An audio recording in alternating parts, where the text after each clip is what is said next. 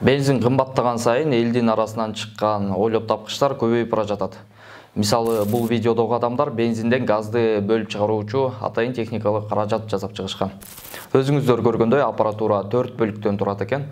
Алар компрессор, бензин куюлган идиш, суу куюлган идиш жана ошондой эле газ чыга турган жери. Ал эми мына ушунун баардыгын ойлоп тапкычтар түтүкчөлөр менен бири-бирине бириктиришкен.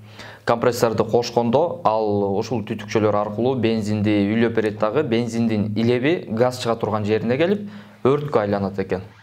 Авторлордун айтымында 1 литр бензин 1 жумага жетет деп жатышат. Албетте чын төгүнүн бул каражатты өзүбүз колдонуп көрмөйүнчө биле албайбыз.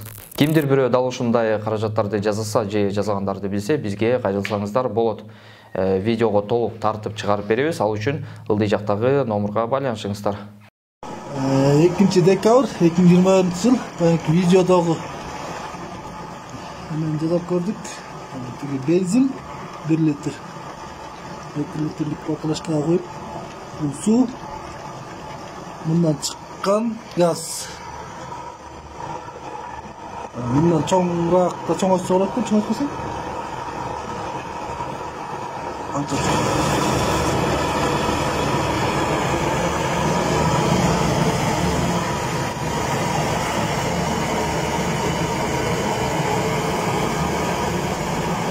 Бул 1 литр бензин 1 жумадан ашык жетет экен да.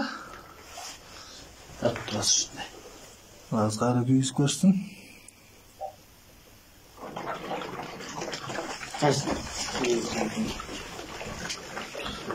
Өтө чоңойт бериш керек экен эми.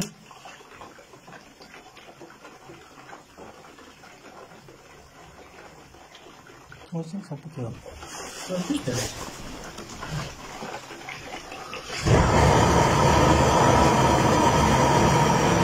Үйгө колдонсо жакшы болду экен, жакшы методдон мештин ичине.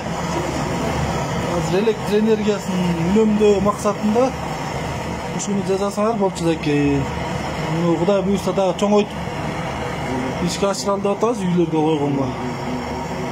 Кудай буйрса бул 1-2 күнүн ичинде Жасайбыз. Жасап чоңураак метод мештин ичине коймогон. Мунун авторлору Ниязбаев Каныкмек, Жумаев Самимек. Facebook'ta бул видеого түрдүү ой пикирлерди жазып жатышат, албетте. Арасында мактаганы дагы бар, жамандаганы дагы бар, бирок кандай болгон күндө дагы бизде так маалымат болбогон соң биз эч нерсе деп азырынча айта албайбыз.